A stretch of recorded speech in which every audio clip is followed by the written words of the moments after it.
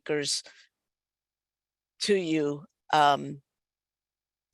for these events. So one of our department's year-long themes is decolonizing the curriculum. So our speaker series is part of the work that we're doing in that area. We also provide online resources to help lift up histories of communities that have been neglected in our schools. And we'll be dropping the link in to both our resource guide for Latinx History Month, and we also next week are kicking off our Indigenous Peoples History Month. So in recognition of our commitment to decolonize the curriculum, we'd like to open with a land acknowledgement. This is something that our department is doing, and we want to counter the erasure of Indigenous history from the land we find ourselves on. So I'm going to open now with our land acknowledgement. We gratefully and humbly acknowledge that the land upon which we gather is part of the traditional territory of the Lenni Lenape, called Lenapehoking. The Lenni Lenape continue their love for and stewardship of this ancestral land. The Lenape people lived in harmony with one another upon this territory for thousands of years. During the colonial era and early federal period, many were removed west and north and have recognized tribal presence in Ontario, Oklahoma, and Wisconsin, and state-recognized tribes in New Jersey and Delaware. We take this opportunity to honor and acknowledge the Lenni Lenape as the original people of this land, and we affirm their continuing relationship with their territory. We recognize that for too long, our education has erased the histories of land theft, broken treaties, violence, erasure, and oppression that has resulted in our occupation here today. We affirm our responsibility as places of education to tell the true history and commit to actively working toward Indigenous visibility in our practices. As well, we commit to being allies with Indigenous people in our stewardship of the land and waters we occupy. In our acknowledgement of the continued presence of Lenape people, we affirm the aspiration of the great Lenape chief Tamanen that there be harmony between the Indigenous people of this land and the descendants of the settlers on this land, quote, as long as the rivers and creeks flow and the sun, moon, and stars shine. Okay, thank you so much. And we will begin our session with Edwin Mayorga, who I'm really happy to have here. Dr. Mayorga, his pronouns are he, him, his. He's a parent, educator, activist, scholar of Nicaraguan Chinese lineage, and he's the associate professor and chair of the Department of Educational Studies at Swarthmore College. He's also an affiliated faculty member of the Latin American and Latino Studies program at Swarthmore. We're really lucky because he used to be a New York City elementary school teacher, and member of the New York Collective of Radical Educators. Edwin is currently the director of the Barrio Ed Project, a youth leadership and development after-school club for middle school students, the Cultivating Community Together study, and the Ethnic Studies PHL Educator Network and Curricular Database Project. Edwin teaches and writes about racial neoliberal urbanism, scholar activism, participatory action research, entre mundos, decolonization, critical racial ethnic studies, and teaching for justice. He's on the board of the National Latino Education Research and Policy Project, the Education Law Center, Philadelphia, and on the Case 16 advisory of the Philadelphia Higher Ed Network for Neighborhood Development. While committed to being an educator, scholar, activist, Edwin seeks to be an engaged spouse and parent, and as a result is often found at local parks and baseball fields with his spouse, Jen, and their sons, Tio and Julian, who's called Juju, who I attest to being one of the cutest little guys on the planet. So Edwin, take it away. Can everyone hear me okay? Good. All right. thank you, Debbie, and thank you, school district and educators for taking the time to be in community with us. I know these are continue to be very difficult times, being in the field and being just kind of everyday humans. So I appreciate the pause that you're taking, and I hope that you find our conversation, and my hope is that this is interactive. I'll have a little bit of time, or I'll take some time to present and talk about things, but I'm hoping to make it a little bit interactive. We'll have a few breakout group portions of this. I want to respect too that this is a late afternoon event, so I'm hoping that this is not that the breakouts aren't too labor intensive, but so I want to honor that. But I also do want us to be really focused in continuing to build in community. Even as we're tired, I think building community can be one of the most important aspects of healing and repair that we can do for ourselves. So I hope you'll indulge me in engaging with us and today. And I also wanted to just kind of thank and appreciate the land acknowledgement.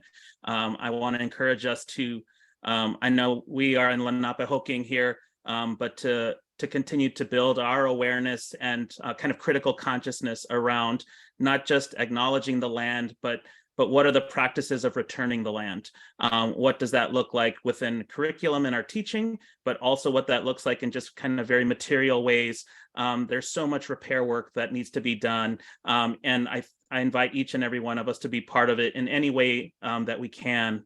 And I think this is just a critical aspect of the work that I think we're all committed to in varying degrees and in different ways. So okay, I have sharing things, right, Debbie? Yeah, all right.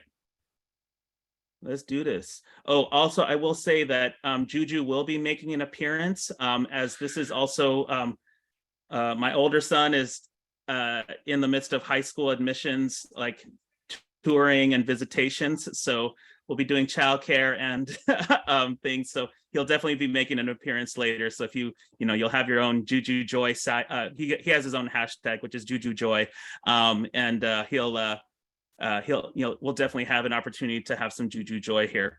Okay. That said, let me share my screen. All right. Hey. Everybody see that okay? Yep. All right. Thanks, Kenny.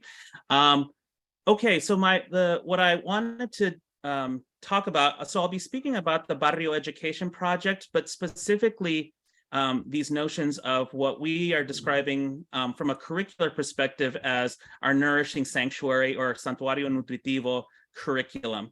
And so really thinking about how Latinx youth can be a part of reimagining their power and capacity to create and heal worlds. Let's see. All right. I also wanted to acknowledge, as a youth participatory and leadership development project, the Barrio Education Project has been guided and populated by a number of just the most brilliant human beings that I've ever had the opportunity to engage with. We're now entering this is our 10th year. We're entering our 10th year of existence as a project. And so these are just a picture of just some of the young people that have participated, whether they be college age students, high school students, and more recently middle school students. And then my son Teo, who's standing next to me, who is now 13 years old. One quick note about Latinx, Latine, Latino, Latina. This is not the focus of the presentation, but I would be remiss not to acknowledge that the complexities of Latinidades, right? The variety of Latin American cultures, nationalities, ethnicities, multiracialness, multigenderedness of our communities that span, not just this hemisphere, but globally. That's what, for me, that's what the priority is, and less about a particular name. I think there are lots of opportunities. We are distinct and different, but there are certainly things that connect us, our histories, our relationship, as Debbie pointed to, in terms of our relationship to colonialism and empire, for example, is a shared one. And so I want us to kind of bracket this discussion so that we can actually focus on some of the other, what for me are the more pressing issues that are affecting young people and communities that we would identify or perhaps sometimes self-identify as Latinx or Latine, Latino, Latina. But I'm gonna, so I just wanted to make that clear that that's where I'm coming from. I welcome the conversation about it, but that's just not my priority today. And to be honest, most days I'm not as concerned with that argument as much as I'm more concerned with just making sure that young people are getting what they have a right to in terms of their own capacity to be self-determined and grow and feel safe and feel connected to their cultures and communities. So this is, I think, Debbie, are we up for a quick breakout group?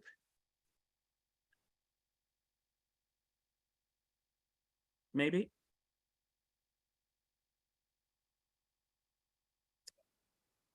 Well, in the meantime, while we get that worked out, what I wanted to ask, and if we can't get into the breakout groups, that's totally fine. We could do it in the chat. But I wanted to ask, like, what wonderful things do you see in your Latinx students, right? And let me side note, like Latinx teachers, which there are sadly very few of in the Sorry, district. Ed. Sorry, That's okay. Edwin, I was on mute. Oh. I'm talking away. No worries, no So worries. just let me know when you want them to go in. Okay, so we're gonna break out into groups, just kind of randomly, I think. And this is the question, right? So just very briefly, talk a little bit about what wonderful things do you see? So often we look at the deficits, but I want us to really appreciate the strengths. And so talk about that, get to know your neighbors for, let's say like just kind of a 2-minute conversation, if that's okay. Okay, send in you all in.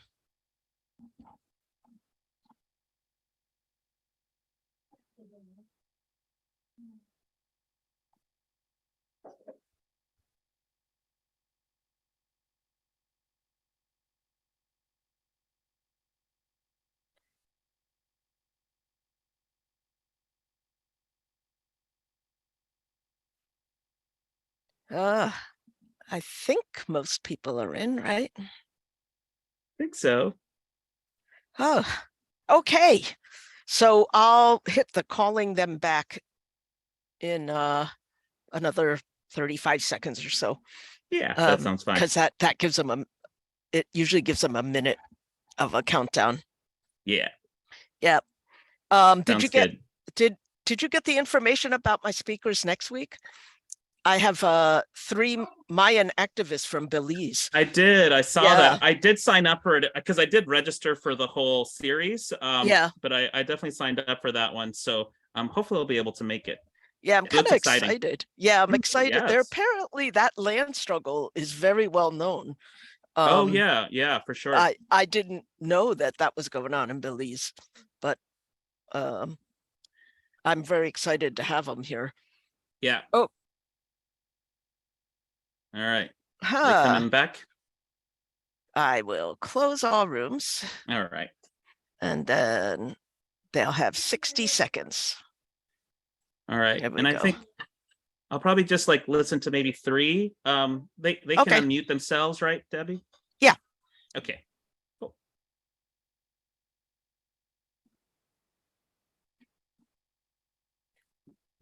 They've got like here they come. All right.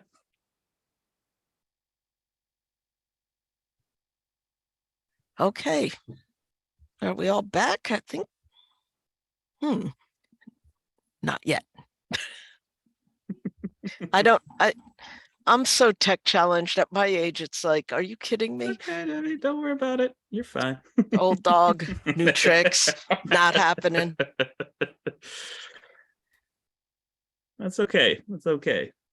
I think there's a lot to be said about the old ways. Mm-hmm.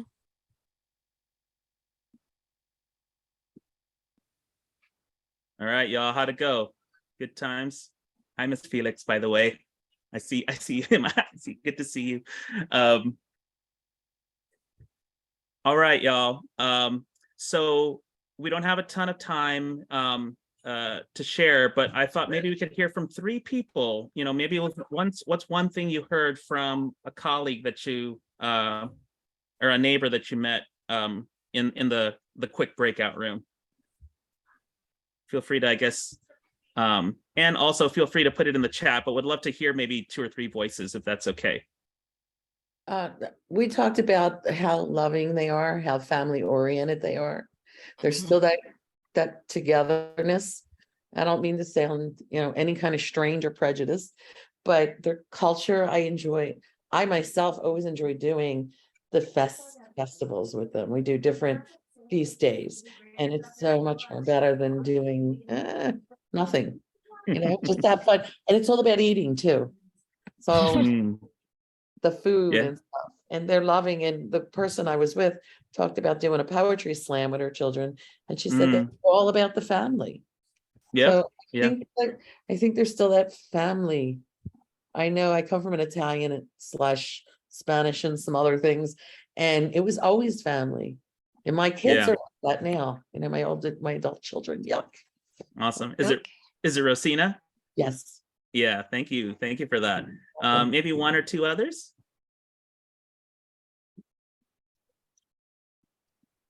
I was going to say the same thing.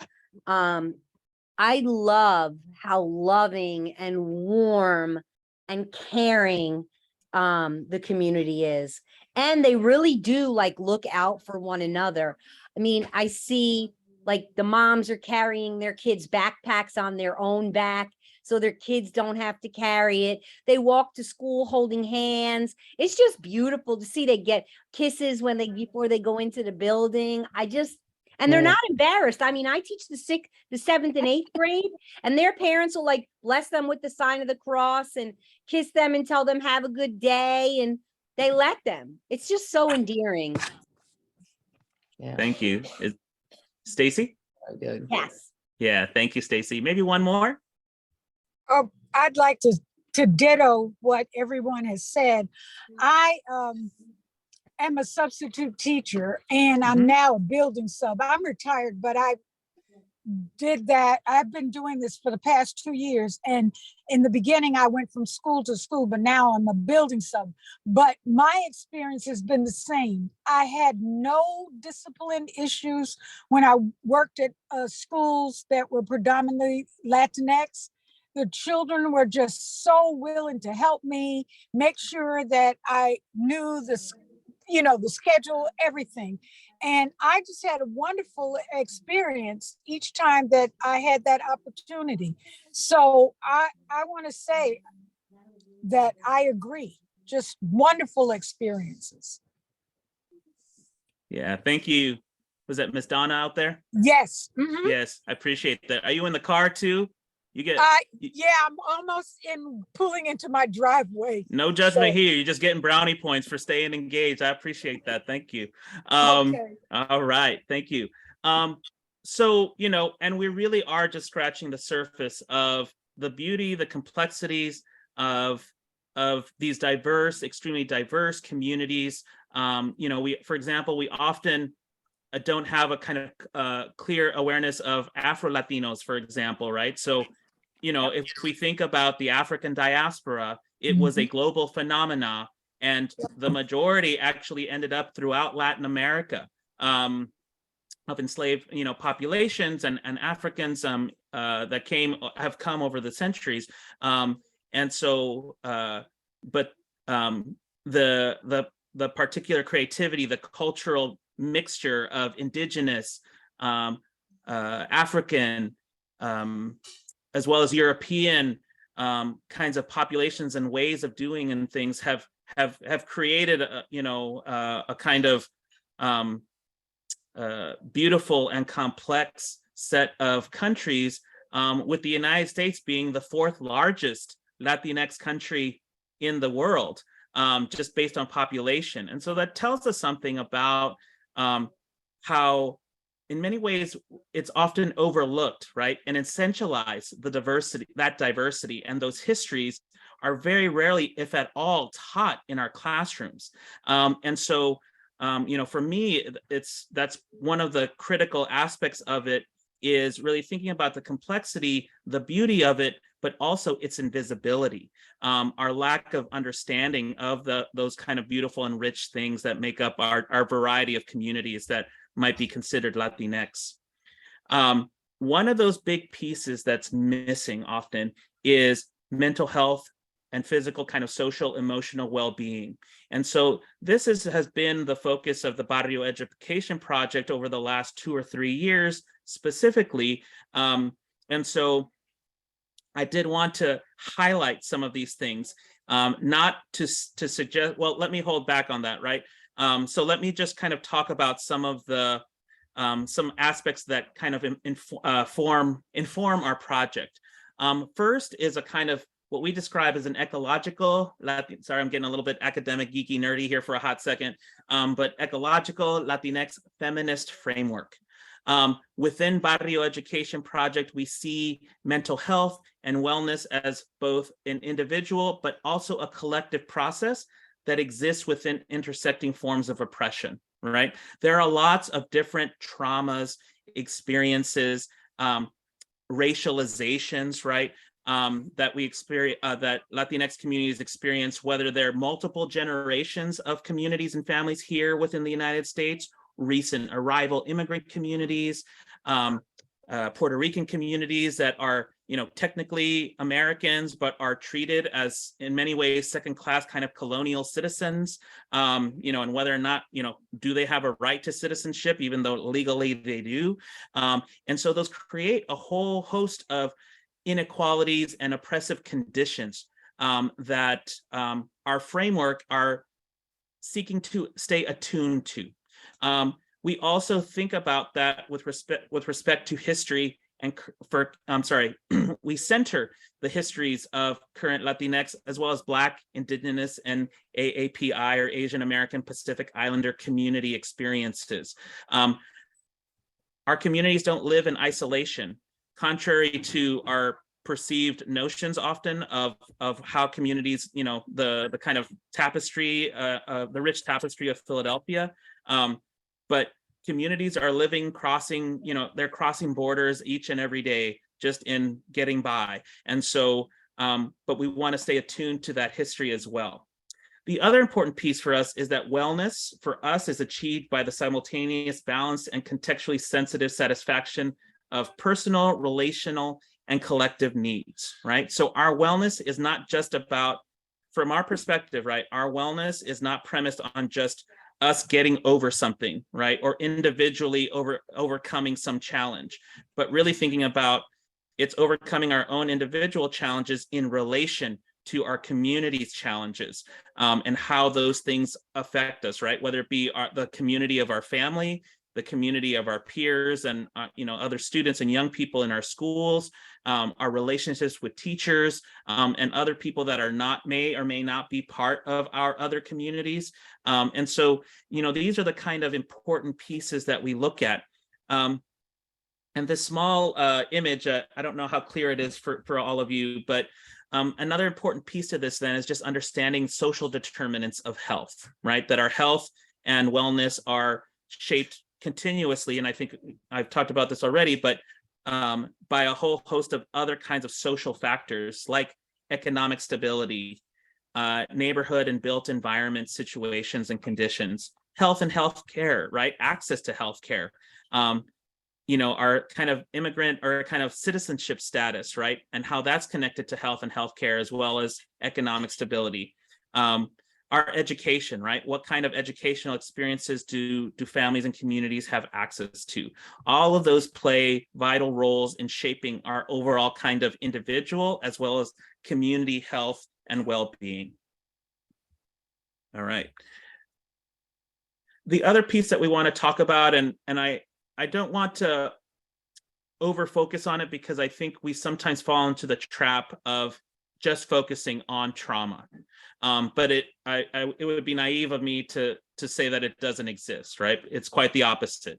But that for us, we understand trauma as that kind of emotional, psychological, and physiological residue left over from heightened stress that accompanies experiences of threat, violence, and life-changing events, right? So there's a series of kinds of potential harms that we experience on an individual level, community levels, cultural family levels, and so on.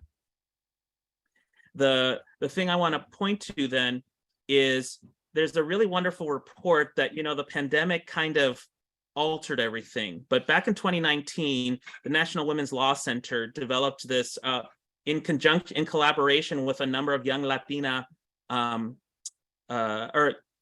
young women in Philadelphia's middle schools and high schools. They developed this report called "We Are Not Invisible: Latina Girls, Mental Health in Philadelphia Schools." And so there's the link there if you want to actually download the whole report for yourself. But I wanted to just kind of share this very quickly because it points, I think, importantly to invisibility, our misrecognition of traumatic or challenges and obstacles that in this case young Latinas, but our Latino Latinx population are experiencing often, and how we under address and support them in really thinking about like taking on the weight of what's actually happening to our young people. And this was, Barrio Education Project. We're now focused on middle schools, but in the earlier years, 6, 7, 8 years ago, we were focused in Philadelphia high schools. And this was a very, all the things that we were seeing in the report were very similar to what our young people in our high school group articulated as well. And it was their needs and concerns and challenges that really led us down this path to really focusing on health and well-being. So just some quick things, right? More than 1 in 5 Latina high school girls in general, right, have considered suicide. More than 1 in 10 have attempted suicide. In Philadelphia, back in 2017, just over half of Latina high school girls felt persistently sad or hopeless.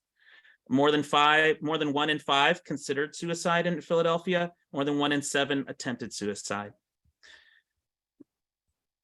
According to the CDC, right, numbers have not substantially changed in 20 years for lesbian, bisexual, and queer Latina girls in Philadelphia.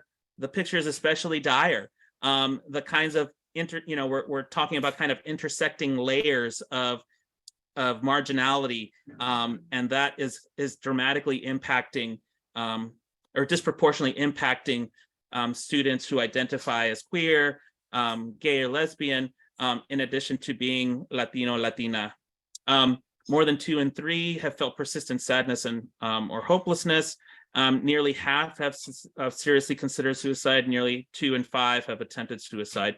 And again, I apologize if some of these statistics can be, they're heavy to take in. But I think it's important to recognize them and to see that there's a whole bunch of harm that's happening. And this was a report that was coming out before the pandemic. And as many of you have experienced as educators out there and as parents or family members and friends of our youth, the pandemic has only further amplified many of these challenges that young people were facing. And so, what are the issues? But that said, I think one of my favorite parts of the report is the recommendations from the young people, the young Latina women themselves.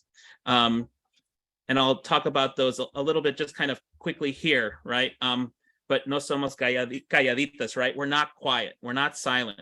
And that this was young people's voices themselves. Some of the things that they highlighted were like mental health break spaces, changing school culture, mental health training for professionals, culturally competent kinds of practices. These are not like radical new inventions, but the question is, are these things the priorities in our schools? Is it that, or is it testing and performances, academic performance? Where are we prioritizing with a kind of scarcity of resources? Where are we prioritizing the funds that we do have?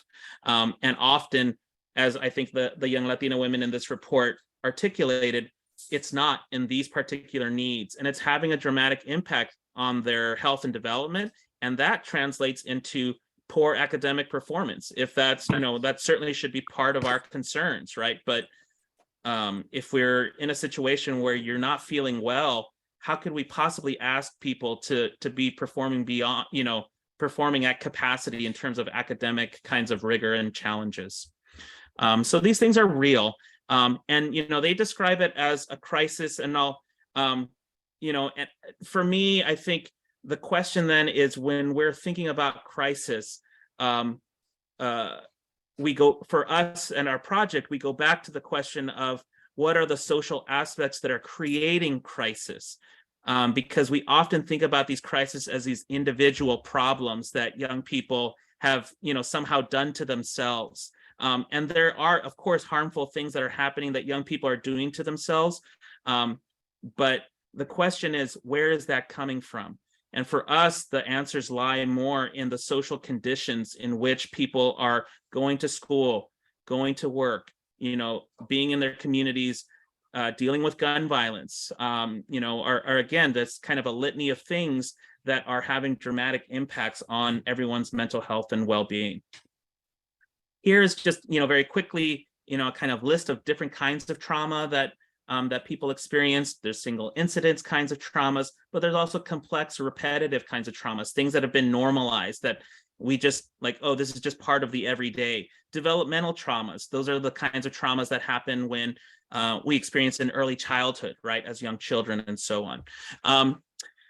And then there's intergenerational as well as historical trauma.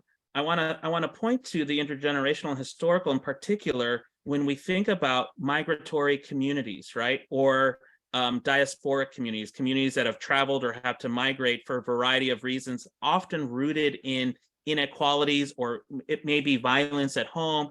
Some of you may be familiar with the northern triangle of Central America, for example, which is Guatemala, El Salvador, and Honduras, right? Those three countries, for a variety of reasons that I'm not going to get into right now, are experiencing a great deal of war and violence there that have forced many of those community members to migrate to places like the United States and Mexico. And so those are, kinds of complex and repetitive traumas, but those also have impacts intergenerationally and historically, right? So what families are experiencing, right, even if their children were born here in the United States, it doesn't mean that that trauma has ended. And so we really need to pay attention to that as educators in really considering, as beautiful as we might see and appreciate our kids, what kind of underlying things are also happening to them that they just don't have control over, right? That has, like, history has defined and set them up in such a way. And how can we be accomplices to them in supporting them in navigating some of those really deeply challenging things? Okay. So these are the kinds of questions and thoughts and challenges that we in Barrio Education Project have taken on and asked ourselves, okay, how are we going to contribute to addressing some of these large, complex issues and remain focused on our commitment to young people, and not just in servicing young people, but actually collaborating with young people, that they not only should be supported, but that they should kind of live into their own power as leaders, right? That they all have the capacity and skills and histories and relationships to really be the powerful, transformative leaders, not just in the future, but right now. And so this is Barrio Education Project. Again, as I said, it started 10 years ago. These pictures are some of the high school youth, and you might recognize, in the background there, South Philly right there, with our that beautiful mural. Yep, not too far from Kirkbride. I see you, Stacy. And that was very close to the offices, the original, or some of the previous offices of Juntos, the organization that I know. Juntos already came to speak, right, Debbie? So again, love our brothers and sisters at Juntos. And so, but so these are the young people that really are started to articulate some of those mental health issues. When just a quick little bit of background, when the pandemic hit, we were also at a transition point where a number of our sophomore college students who were part of the facilitators and co-researchers and collaborators graduated out. And so we were in search of new people, but the pandemic hit. And so one of the silver linings is that it really caused us to pause and to reflect and to think about what work we had accomplished and what more we wanted to do. And so it's during the pandemic that we really shifted our thinking to mental health and wellness in terms of what kind of practices would we want to facilitate in young people, but also who were the young people. And there was we have an advisory board populated by supportive teachers and community members. And one of the things that came out of there, in being in community and conversation with our advisory board was the idea of focusing on middle school. Now, again, talk about invisibility. And underfunding and inequitable resources so often, and maybe for some of I know I have FSAS out there and some middle school folks out there, how often programming may be geared towards high schoolers or early childhood, maybe, stuff for but once you get into 4th, 6th, 7th, 8th grade, it's a little bit more of a kind of a black box kind of vacuum around programming and services and opportunities for young people. And, I think middle school gets a bad rap, right? I think there's some of the most brilliant, creative individuals that I've ever met are middle schoolers. And so, based on that advisement from our advisory group, we were like, you know what, let's do it. Let's really focus on the young people in middle school and think about, as the pandemic was happening, one of the other pieces I want to remind us of is the kind of vitriol around immigration that was happening to a variety of communities, not just Latinx communities, but certainly Latinx communities were experiencing and facing that. And so the call for sanctuary became a kind of important message for us. And I'll actually come back to that, but to that previous slide. And so we decided to move towards working with middle schoolers, but within the concept of sanctuary. Okay. And so we typically think about sanctuary, and I'm sure Juntos has its beautiful sanctuary schools campaign that I highlight here, right? Here are the 5 kind of points, right? Wanting schools free of criminalization, wanting a reinvestment in education, culturally appropriate responsive curricula, accessible schools and representative teachers, trauma-informed schools who practice restorative justice and develop social emotional learning spaces. For us in particular, we are focused on, in particular, thinking about 5, which is thinking about trauma-informed approaches. And for us, it's actually thinking about, and I'll circle back here for a second, 2 things. One is we want to expand, similar to Juntos and another the national organization, Mi Gente. What Barrio Education Project is interested in is expanding our notion of sanctuary to think about 2 things. One is sanctuary, certainly sanctuary and safety from an immigration perspective, but like Juntos, we're thinking about there's kinds of containment, surveillance, and policing that happens that's not just about immigration, as we clearly know, right? It's our relationship to, local police. It's our relationship to, our laws, our marginality, our identities being marginalized or minoritized, and how that has real impact on our lives. And so what happens when we expand sanctuary to really include those kinds of other forms of harm, right? And trying to protect ourselves. The other part of it is the importance of, and I think Juntos points to that in their 5th kind of plank of their platform, is sanctuary within, right? What kinds of what kind of health and well-being do we need to have to actually create sanctuary within ourselves, within our families and our relationships, so that we have these kind of healthy, well-rounded opportunities to just be ourselves, right? To engage in the practice of development and growth, learning, the work that I think teachers are really that's what helps us get up in the morning, right? Is it's our commitments to those things, and not necessarily, I'm going to argue, right?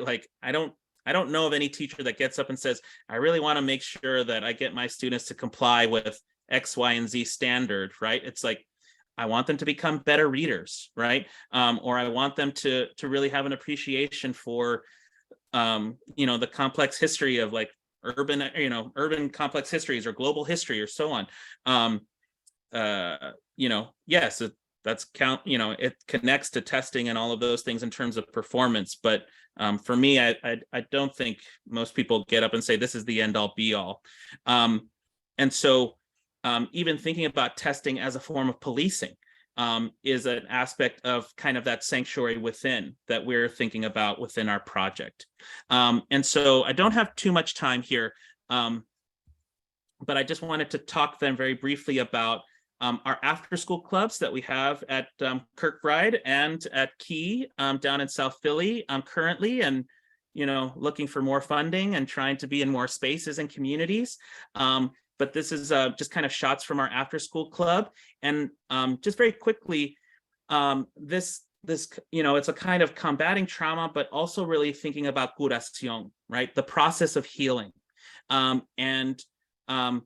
We have three kind of components, overarching components of our curricular approach within our after school club. One is colectividad or collectivity, right? Building community, working, as Adrienne Marie Brown, the thinker, writer, activist, talks about moving at the speed of trust, right? How do we develop and cultivate trust amongst our community members, our after school club participants, the teachers in the schools? So that's one piece of it.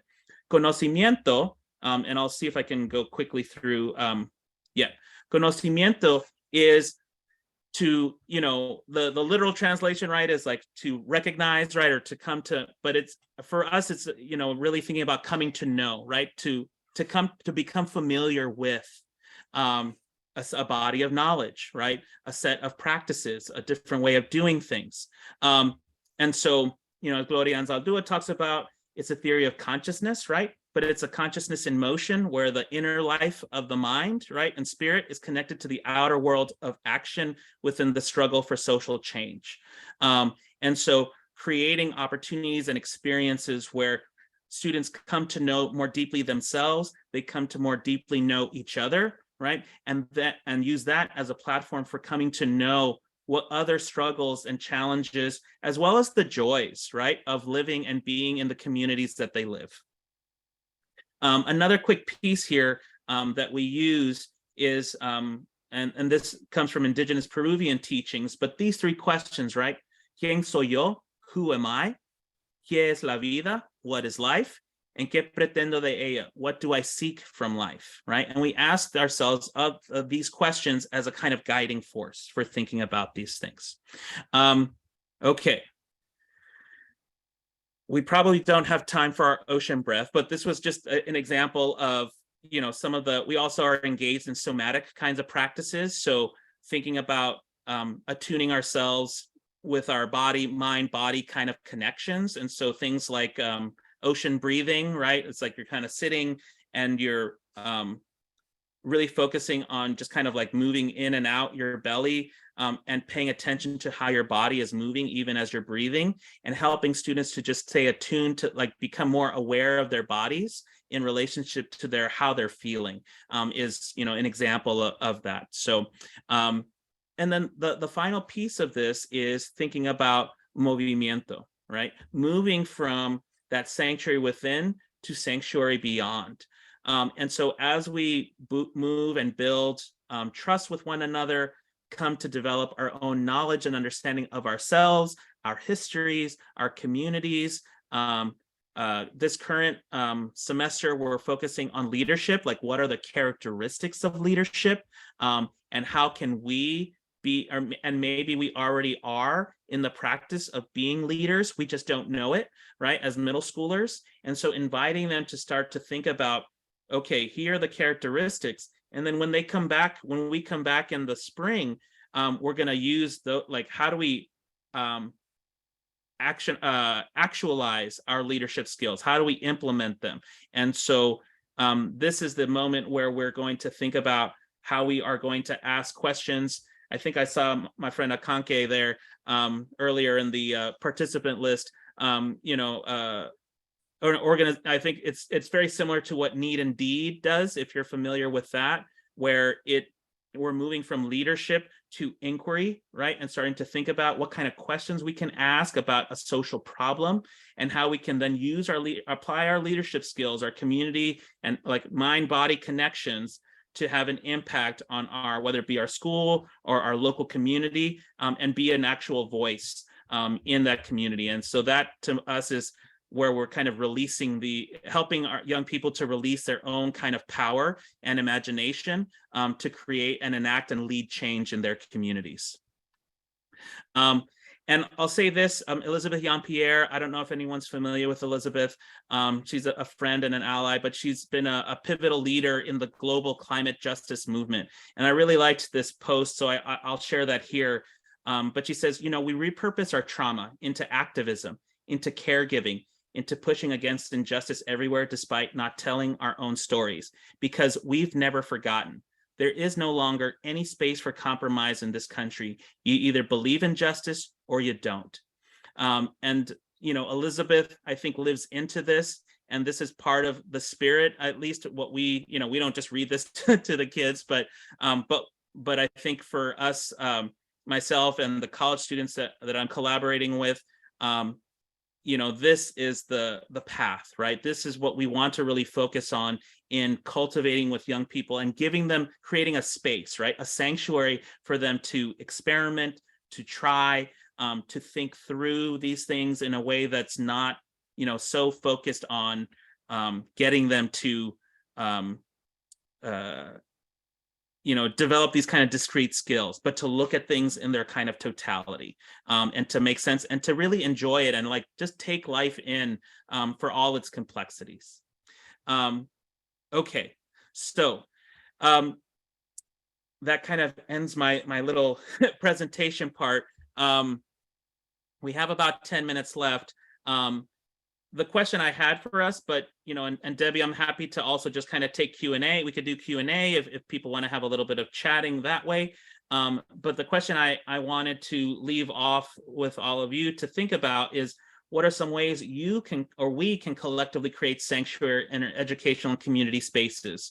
I've given you some examples of what we do, and that may or may not work in your context. But I hope you see it as an invitation to think a little bit about what makes sense for your community, right? And your particular neck of the woods, to be about. And maybe some of you are already doing that. And for that, I'll say, Philly can certainly, and I know some of these educators that are right here in this group are already doing some of these things, right? And in that way, it's a reminder that Philly can lead the way. And I'll thank everyone and just say sempre pa'lante, so onward, so forward. But thanks everyone for your thoughts, and yeah, we have a few minutes to talk.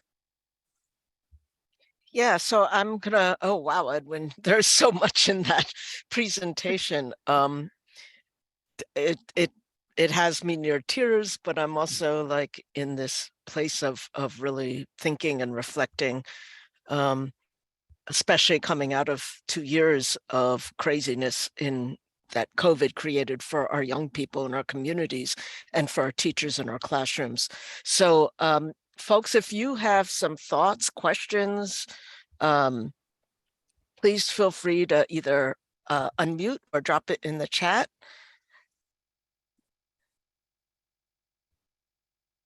I mean, is it possible for us to do this stuff in the classroom? Because you're doing this, Edwin, an after school program, right? Right. Yeah. I mean, I think, to just answer Jade Tuff's question, not that I know of, but I encourage you to look more closely at the data. I only gave us like little quick highlights from that report, but I do think that would be if it's not in there, I think it would be an important addition, like companion study to really think about Haitian and Jamaican communities and young people. Yeah, so my thinking about this is the after school gives us an opportunity to like play with this, right? And experiment without the limitations that I know, I taught second grade, I taught fourth grade, and now, teaching college students, but I've also worked with middle school youth, in classroom context, as well as high school students in classroom context, as well as like out of school time kinds of opportunities. My approach is, I think we can play around with the principles, outside of the school, but that the ultimate goal is that, for me, is that we can take some of the practices, some of the things that we learn, the sense of purpose and vision into our classrooms and adjust, right? I think, one of my favorite teachers and guides is Ruth Wilson Gilmore, prison abolitionist and cultural geographer. And her slogan is like organize, organize, organize. And for me, the classroom, yes, it's about instruction, but it's also about organizing and creating space. I think we can all, on a basic level, help to define with our students, what does sanctuary mean for us, right? And we don't have to use that word specifically, but how can we make each other feel safe in this place where we can take risks intellectually, emotionally, be vulnerable, but also feel uplifted by mutuality? Those are all principles that, to me, are not, we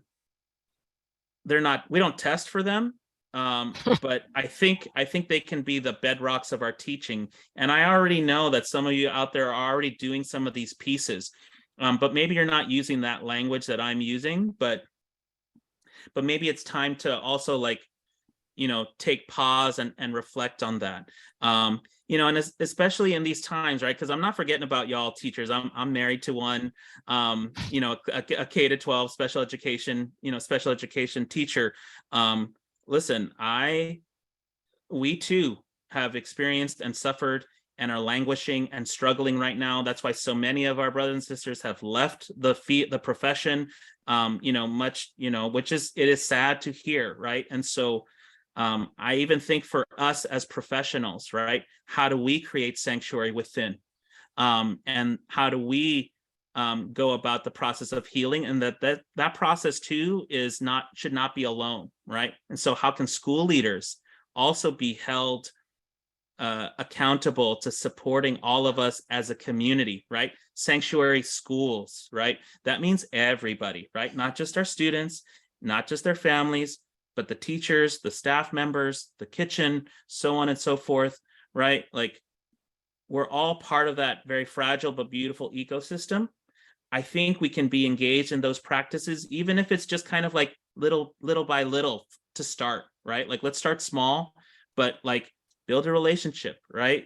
With a colleague, right? Or having an administrator to facilitate and create spaces for us to just meet, talk, share. I'll say my Cultivating Communities Together project, which is we're looking at school and community partnerships, but our approach there from a research perspective is to do story gathering, right? So creating like story gathering experiences for teachers. And so I saw Miss Felix out there earlier. We began doing some of that during the pandemic, where we just had like a Zoom story gathering with teachers and staff members from Kensington Health Sciences. And it was just, it was a lot, right? And I was so appreciative of those teachers, right? Just taking the time, right? As hard as things were. And it was heavy, but it was also beautiful at the same time to just kind of be able to have a space to share these stories, right? And one of them was like a first-year teacher who had not set foot in the building because of the pandemic. And yet that teacher felt cared for or supported and connected. And that to me is like, there's something magical happening at KHSA that, I'm not saying we should put it in a bottle, but I think we can do. Each school could create those sanctuary spaces and sanctuary relationships, as they're defined on their own terms. But I still deeply believe that it's possible. Wow. Thank you so much, Edwin. this was so inspiring and really making, I think, all of us think a lot about how we go about this work at the time that we're in, and organize, as you said. I know we ran out of time. We'll stay on a little bit later for those of you that might still have questions, but I did want to, if you want to drop your thanks as well in the chat, that's great. We did Kenny already dropped the Indigenous People's History Resource Guide that we've just developed, and the list of speakers that we will be having for Indigenous Peoples History Month. Next week, we are welcoming 3 Mayan activists from Belize, and they are doing incredible work struggling to defend land, and actually they talk a lot about their own wellness as Indigenous people, as people who've been stripped of their land, and who fought to maintain and regain culture, and have really done landmark legal activity in international court to try to get some of their historical land protected. So please come for that. You can sign up in Cornerstone or on the bit.ly. And then I know some of you will want to be filling in the chats. So we have 2 forms. Teachers, you need to do both. Non-school district teachers, you just have to do one. So the first link that was dropped in there is for non-school district teachers and school district teachers. If you want your Act 48 credit school district folks, you got to fill that one out, but we're also asking other folks to jump on that one to fill out the evaluation.